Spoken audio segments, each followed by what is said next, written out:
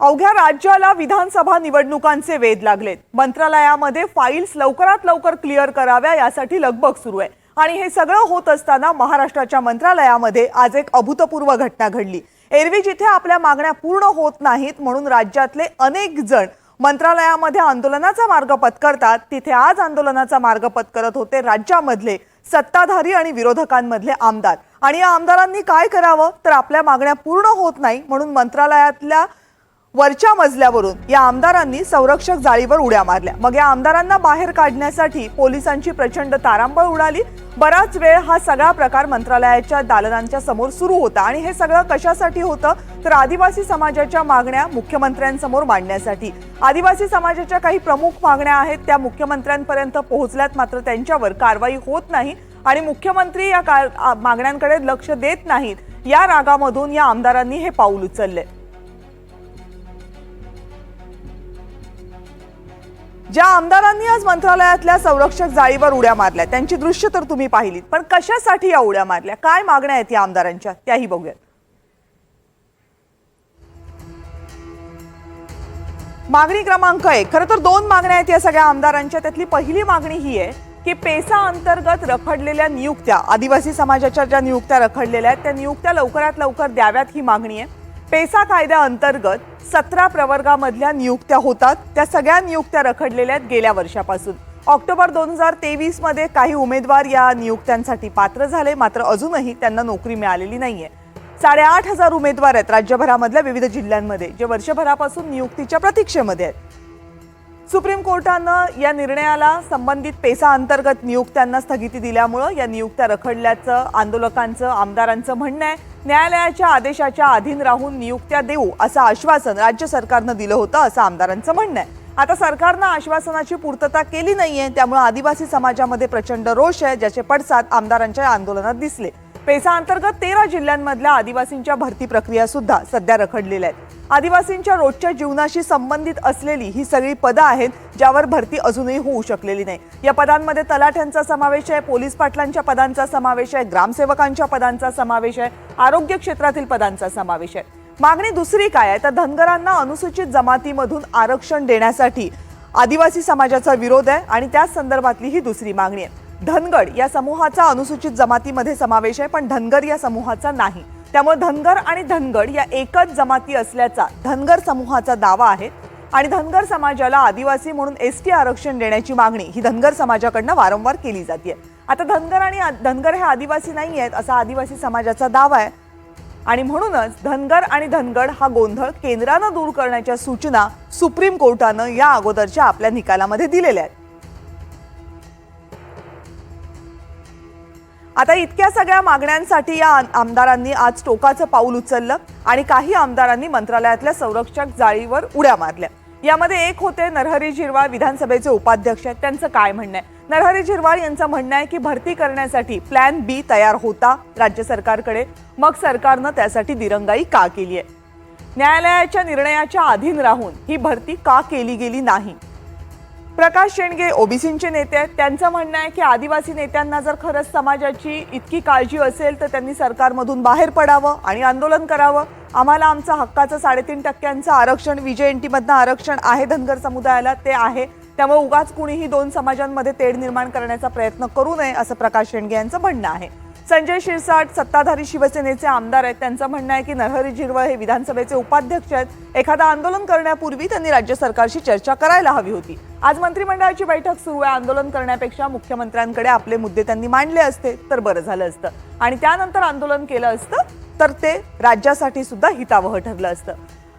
भाजपचे आमदार आहेत गोपीचंद पडळकर, धनगर समूहाचे नेते सुद्धा आहेत। 1,05,00,000 आदिवासी समाजाची लोकसंख्या असताना फक्त 5 लाख एसटी दाखले दिले गेलेत असा त्यांचा दावा आहे। त्यांचं म्हणणं असं आहे की आदिवासी संवर्गामध्ये 117 उपजमाती आहेत ज्यांना अजूनही एकही एसटी दाखल्याचं वितरण करण्यात आलेलं नाहीये।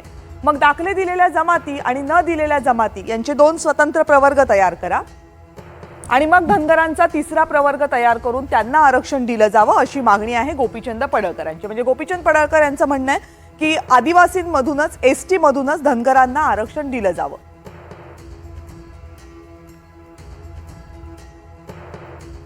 आणि याच सगळ्या मुद्द्यांवर बोलण्यासाठी चर्चा करण्यासाठी आत्ता आपल्यासोबत आहेत ओबीसीचे नेते प्रकाश शेंडगे आपल्यासोबत आहेत. शेंडगे सर, खूप खूप स्वागत चर्चेमध्ये.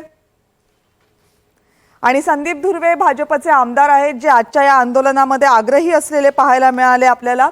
धुर्वे सर, स्वागत आहे एनडीटीव्ही मराठीच्या या चर्चेमध्ये. नमस्कार. बरं, पहिला प्रश्न धुर्वे सर तुमच्यासाठीच आहे. आज इतकं टोकाचं पाऊल सत्ताधारी आणि विरोधकातल्या आमदारांनी उचललं आदिवासींच्या हक्कासाठी.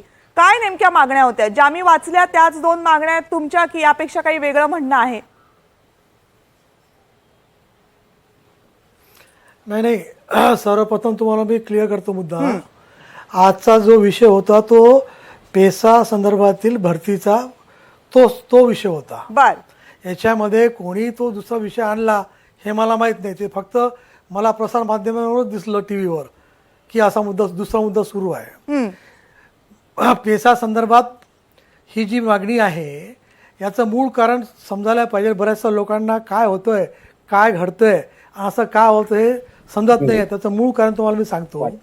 देवेंद्रजी फडणवीस मुख्यमंत्री असताना शेवटी त्यांनी चांगला निर्णय घेतला होता की पेसा क्षेत्रामध्ये आदिवासींना आपण 100% तिथे नोकरीला प्राधान्य देऊ.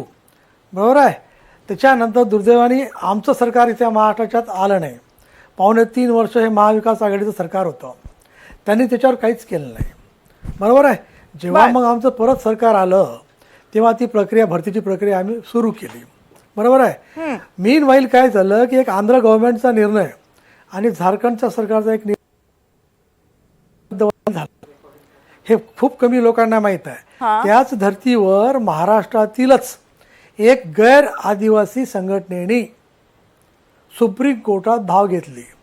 ॲक्च्युली हायकोर्टात त्यांना सांगण्यात आलं होतं की तुम्ही मॅटमध्ये जा, परंतु ते डायरेक्ट सुप्रीम कोर्टात गेले. आणि या गैर आदिवासी संघटनेमुळे आदिवासी भरतीचा जो पेसा अंतर्गत जो निर्णय घेतला होता त्याला सुप्रीम कोर्टातून स्टे देण्यात आला. हे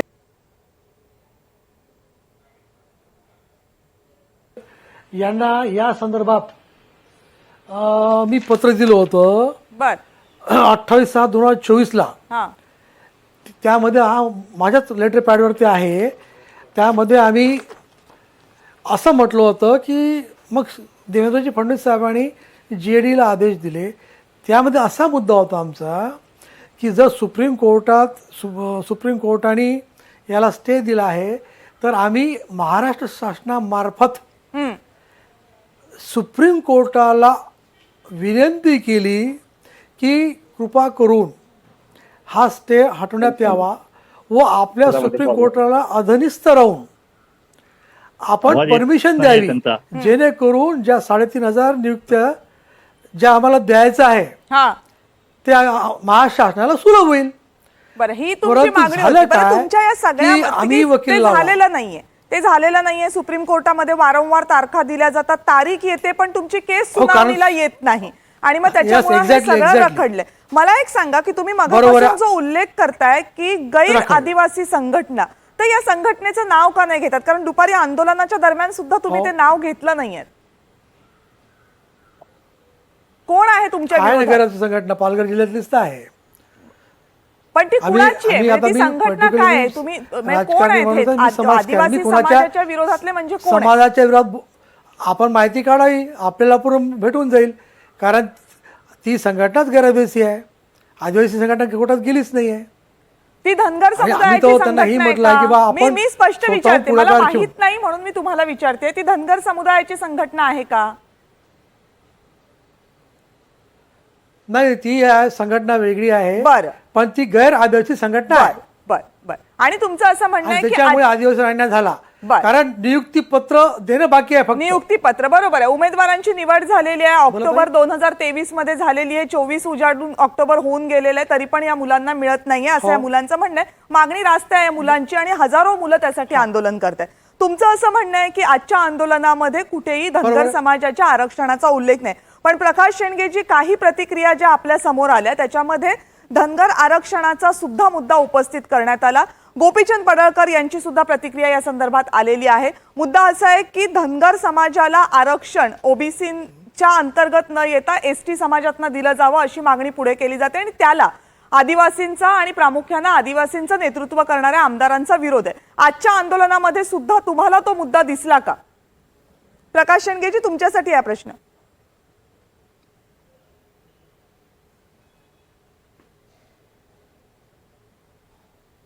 मला प्रश्न विचारलाय का? हो हो, तुम्हाला विचारला. ऐकू आला का तुमच्यापर्यंत? हा प्रश्न मला विचारलाय का? होय होय होय.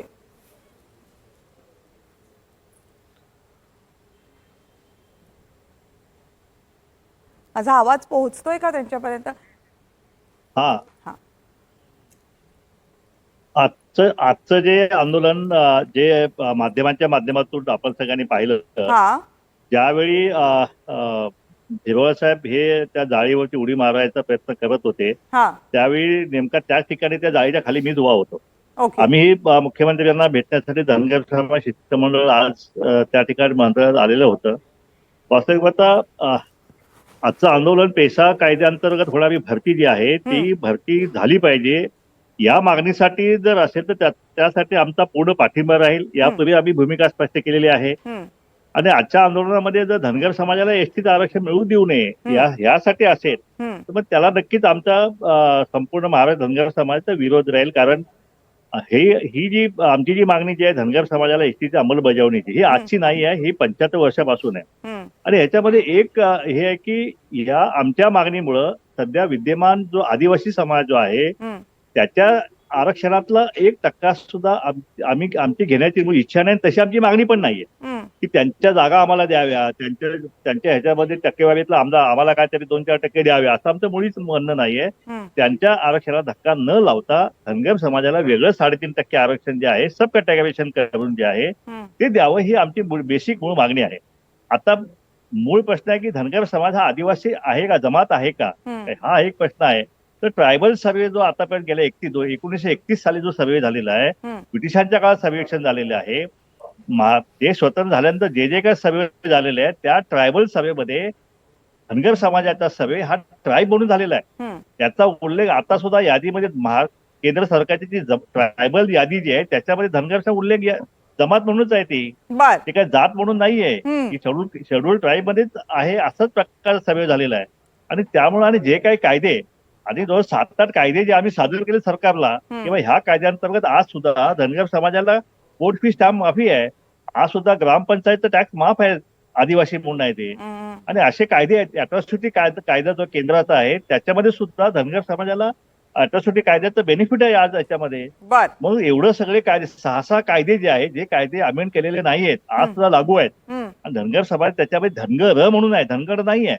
धनगरचा विषय आम्ही निकालात काढलेला आहे. धनगर नाव जमात अस्तित्वात कुठे इतर महाराष्ट्रात नाहीये, देशात कुठेच नाहीये. बाकीच्या राज्यांनी सुद्धा धनगर जमात अस्तित्वात नाही म्हणून तसेच दाखले दिले गेलेले आहेत आणि त्याचं दुरुस्ती पण त्यांनी करून धनगर केलेलं आहे. तिथल्या धनगर समाज बांधवांना सवलती सुरू झालेल्या आहेत. हा फक्त महाराष्ट्रामध्ये हा प्रश्न पेंडिंग पडलेला आहे. याचं मुख्य कारण असं आहे की जे आदिवासींना जी भीती आहे की धनगर समाजाचे नेते मंडळी आदिवासी समाजाच्या याच्यामध्ये घुसखोरी करतील किंवा अग्रेशन करतील, तसा काही विषय नाहीये. कारण ज्या भागामध्ये आता आदिवासी बहुल आमदारांची संख्या आहे त्या भागामध्ये धनगर समाजाची ग्रामपंचायत सुद्धा नाहीये. त्यामुळे त्यांचं पंचायत समिती सुद्धा आम्ही घेऊ शकणार नाही. मूळ प्रश्न कुठे आहे? धनगर समाजाची मुख्य जी जास्त संख्या जी आहे ती पश्चिम महाराष्ट्रात आहे आणि मराठवाड्यामध्ये. त्यामुळे या प्रस्थापित जे नेते मंडळी, पवार साहेबांसारखी नेते मंडळी आहेत त्या ठिकाणी त्या मतदारसंघात धनगर समाजाची संख्या जास्त असल्यामुळे ते मतदारसंघ राखीव झाले.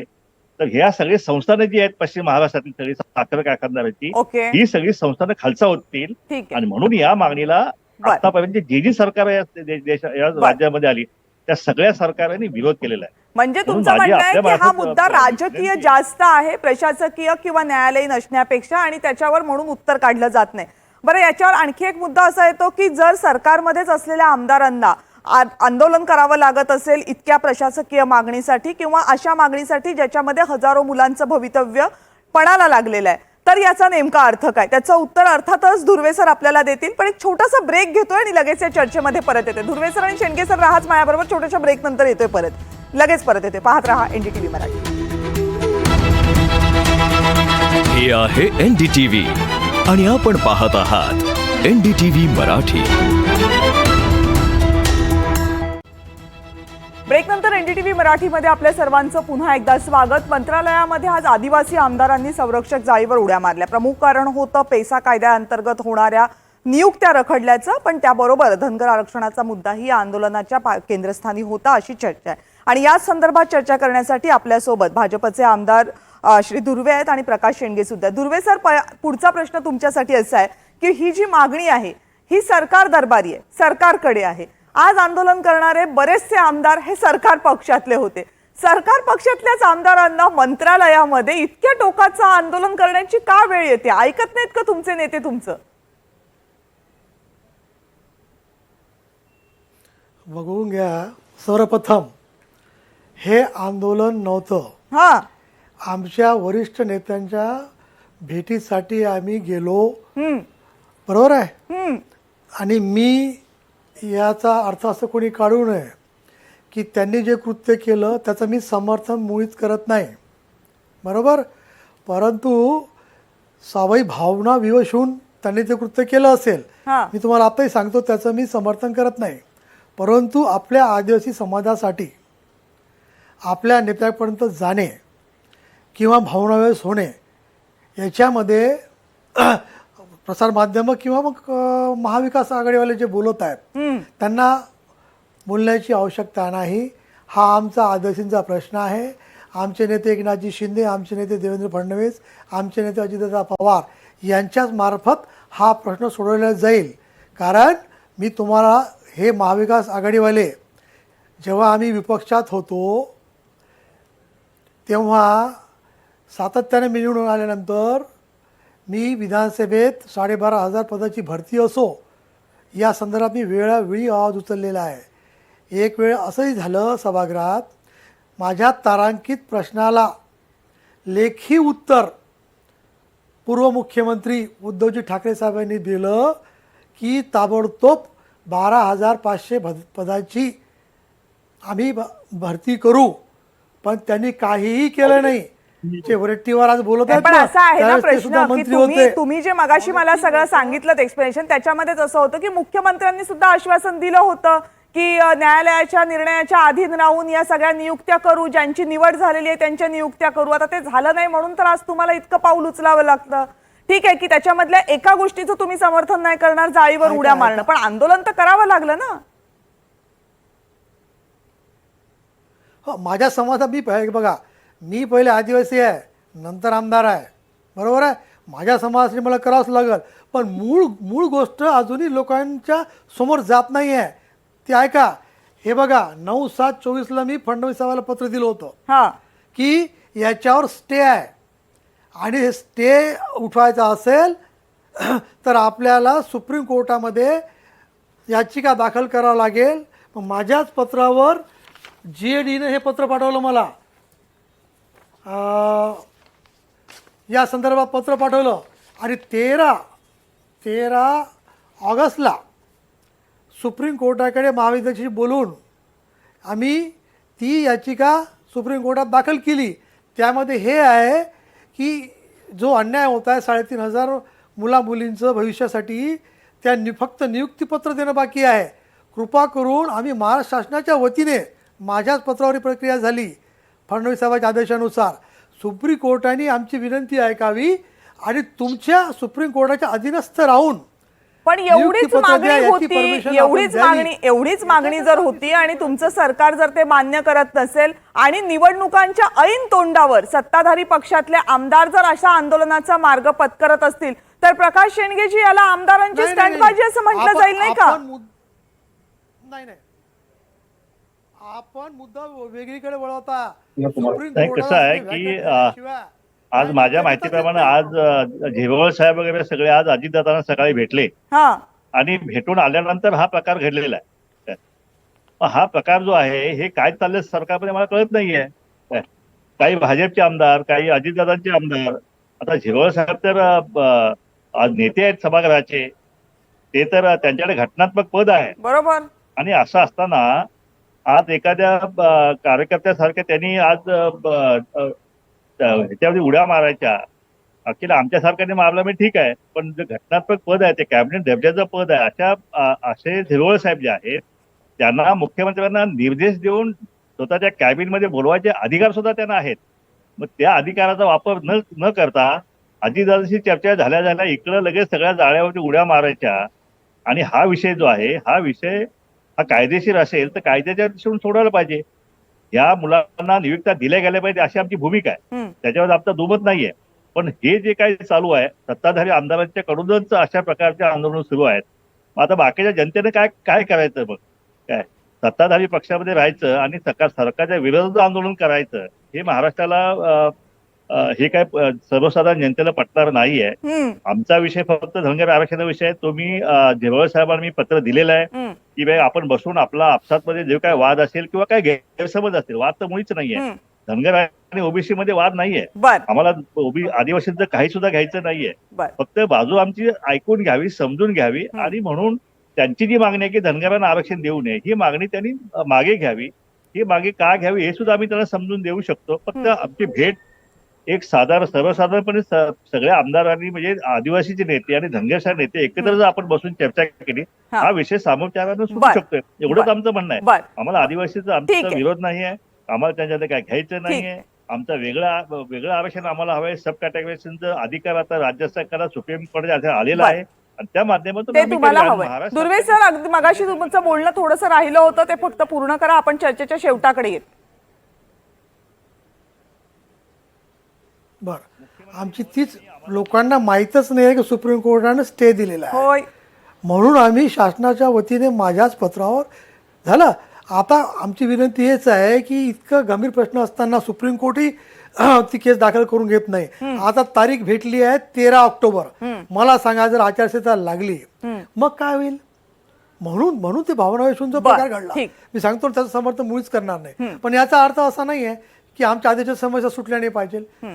12.5 आज आम्ही 12,500 पदाची तेही पत्र माझ्या याच्यावर जीएडीने काढलं. सर्व विभागांना आपल्या माध्यमाद्वारे जे आपले विभाग आहेत महाशासनाचे, मग ते आदिवासी विभाग असो, कृषी असो, आपल्याच बाबत त्यांना विनंती करतो मी. जीएडीने पत्र काढले आहे. आजही डीसीएम साहेबांनी आदेश दिले आहे की ताबडतोब जाहिराता काढा.